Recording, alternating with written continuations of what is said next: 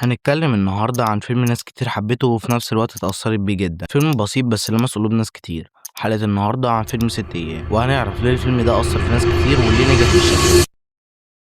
صلى على النبي ويلا نبدأ.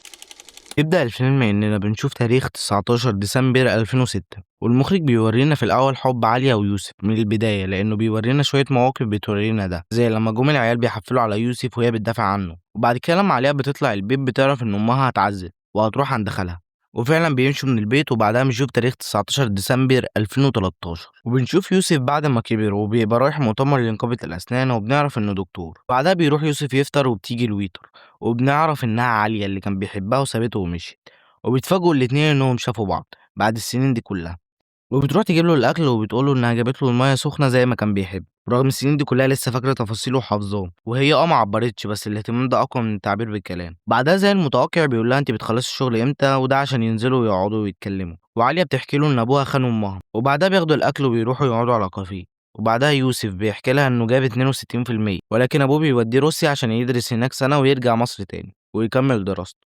وبعدها بيسألها عنها وبتقول له إن هي متخرّجة من تجارة.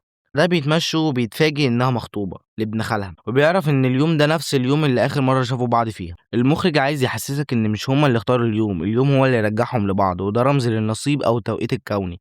وعليا بتقوله إن الأغرب إنهم أول ما شافوا بعض بعد السنين دي كلها بيتكلموا كأنهم كانوا مع بعض امبارح. يوسف بيقول لها فعلا تحس إن مفيش حاجة اتغيرت مع إن كل حاجة اتغيرت، والكلمة دي مهمة جدا لأنها بتوريك ثبات المشاعر. الأماكن والشغل والطبقة الاجتماعية اتغيرت لكن الإحساس بينهم لأ. وبرضه يقول لك إن الزمن يقدر يغير الواقع ما يغيرش القلب. وبعد كل ده إحنا ما بنشوفش أبو يوسف ولا أم عليا ولا أبو عليا حتى، ولا شفنا جانب منهم كشخصيات. وهنا المخرج عايز يوريك القصة بين يوسف وعليا بس، لأن الفيلم عن علاقة مش عن عيلة. وبعدها عليا بتقول له تعالى كل سنة نشوف بعض في نفس اليوم، وهو بيوافق. وبعد سنتين في نفس التاريخ بنشوف إن عليا بقت مضيفة، لكن يوسف ما بقاش في أحسن حاله، بيسيب كلية الطب وبنشوفه وهو بيستحمى في المكان اللي هيتقابلوا فيه، وبنشوف شعر باطه حرفيا. وهنا المخرج بيقول لك من سنتين كان لابس نضيف ومرتب نفسه وكان دكتور، وبعد سنتين بيسيب الطب وبيشتغل شغلانات تانية. يعني بيقول لك إن يوسف رجع لنفسه الحقيقية مش النسخة اللي أبوه عايزها أو المجتمع.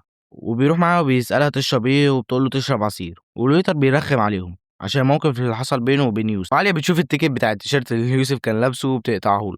وعليا بتلاحظ ان يوسف في حاجه غريبه، وبيحكي لها انه سايب البيت بقاله سنه وراح قعد في اوضه معفنه، وبيقول لها اللي حصل له انه ساب الطب، وبيقول لها ان ابوه بلغ عنه وكل ده عشان هو ساب الطب. وعليا بتقول له ان الشغلانات اللي بتشتغلها دي كلها قله قيمه ومرمطه، وبتقول له انها متضايقه عليه عشان انه معاه شهاده ومش بيشتغل بيها، وبتقول له ده منظر واحد عايش، وبيشدوا مع بعض. ويوسف بيروح معاها عشان امها في العنايه المركزه، وبيروحوا ياكلوا كشري، وبيعرف يوسف انها سابت محمد. وطبعا يوسف بيفرح جدا لانه جات له فرصته انه يحاول يتجوزها.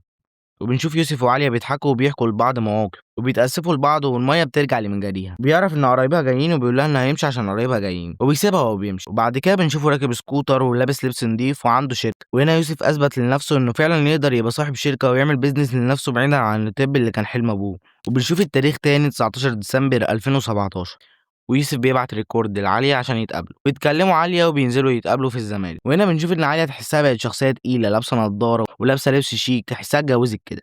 أنا حرقت بس هي فعلًا اتجوّزت، أنا آسف بجد. وبيعرف يوسف إنها اتجوّزت وبيزعل جدًا، وعليا بتسأله على والده وبيقول لها إن كل حاجة اتغيّرت بعد وفاة أمه، وبيقول لها إن أبوه اتغيّر جدًا، وبيقول لها إن جوزها كان رجل أعمال وأنتِ المضيفة الحلوة وبتتجوّزوا، وبتقول له فعلًا ده اللي حصل، وبيسألها مال إيديها وبتقول له إنها وقعت من على السلم، بس واضح إنها بتكدب، وهنعرف ده كمان شوية. وبتقول له اركب معايا العربية، وبنشوف عربيتها المرسيدس، ويوسف بيقول لها حلوة العربية، ما طبيعي يا اسطى العربية تبقى حلوة دي مرسيدس. وبيقعد يسألها على جوزها وبتقول له ليه عمال تتكلم على زياد جوزها، وبيتعصبوا على بعض، ويوسف بيتأسف لها وبيقول لها بس انت لو كنت مبسوطة مش هتهبي فيا الهبة دي. ونيجي لحتة ايديها اللي قلت لك هنعرفها كمان شوية، وبنعرف ان هي ما وقعتش من على السلم، جوزها هو اللي ضربها، وبتقول له انه على طول بيضربها وبيجي يصالحها. وفي المكان اللي بيروحوا يقعدوا فيه في مغنية بتغني، وكلمات الأغنية دي وعملت ايه فينا السنين، ودي بجد طبيعي تبقى مقصودة، لأنهم كل سنتين حرفيًا بيبقوا بشغلانة جديدة وطبقة اجتماعية جديدة. وبجد الأغنية دي رمز كبير من رموز الفيلم، والأغنية بتسأل سؤال اللي الفيلم كمان بيسأله، ده بوستر الفيلم كمان بيسأله. ومعنى الأغنية ببساطة الحب القديم والاختيارات الغلط، وبتقول له إن آخر مرة فيها ضربها وما مشيتش من البيت لأنها عارفة إنها هتسامحه وترجع. ويوسف بيقول لها بتعملي كل ده عشان الفلوس؟ وبتقول له لا طبعًا. بيقول لها أمال إيه السبب؟ قالت له إنه بيحبني، وبيقول لها لا ده مش حب. ويوسف بيتخانق مع شباب عشان مش عايزين يمشوا من على العربية، وفي الآخر بيتكاتروا على يوسف.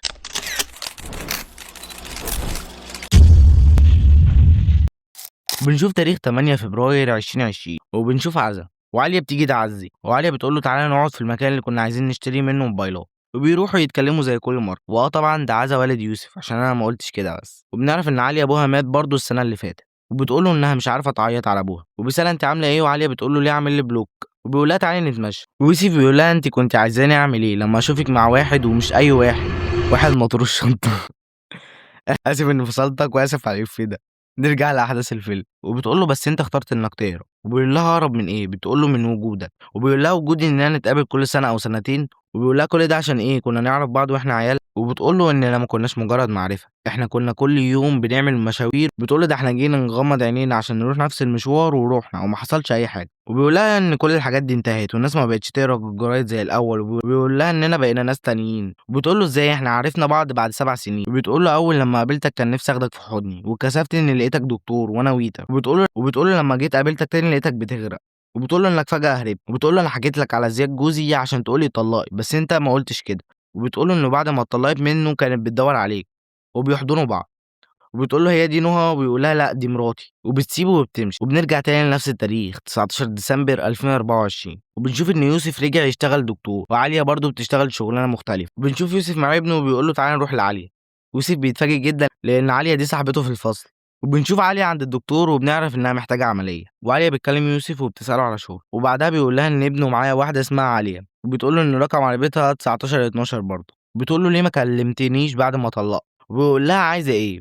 بتقول له عايزة اللي بيننا يفضل موجود، وبيقول لها خلاص القدر مش موافق، اليوم مش موافق، وبيقول لها تعالي نبقى صحاب، وبتقول له احنا هنعرف نبقى صحاب بعد ما عرفنا اننا بنحب بعض، وبتقفل في وشه، وبيروح يوسف السينما ويتفرج على فيلم الهوى سلطان، وبنشوف ان عالية في نفس السينما بس في كرسي مختلف، وبيلف يوسف وبيشوفها وهي بتشوفه، وبيتبسطوا جدا وبيروحوا يقعدوا جنب بعض وبيمسكوا ايد بعض، ونلاحظ هنا ان في نفس اليوم اللي اخر مرة شافوا بعض فيها في 2006 كانوا في السينما وهم صغيرين، وهنا زي ما قلت لك ان المخرج عايز يقول ان مش هما اللي بيختاروا الوقت او الميعاد، الوقت والزمن هما اللي بيختاروا، وده طبعا بعد ما كل واحد اتكسر واتعلم وكمان اتغير. وبيخلص الفيلم وحرفيا الفيلم كله رموز، ده اصلا اسم الفيلم 6 ايام، يعني مش 7 زي الاسبوع، لكن 6 ايام بيبين لنا ان في حاجه ناقصه، يعني علاقتهم قبل كده عمرها ما كملت، كان في حاجه واقفه، و6 ايام بيرمز ان اللحظات بينهم قصيره، واسم الفيلم 6 ايام اسمه مش عشان الرقم بس عشان عمر السعاده في حياتهم كان دايما قصير. ونيجي لسؤال حلقتنا، ليه الناس اتاثرت بالفيلم بالشكل ده وليه نجح النجاح الكبير ده؟ اول حاجه الناس اتاثرت بيه لكذا سبب، زي ان اصلا في ناس كتير كانت علاقتهم كده، وبرضه لان الفيلم مش بس رومانسي، ده عن الوقت اللي ضاع والقرارات الغلط،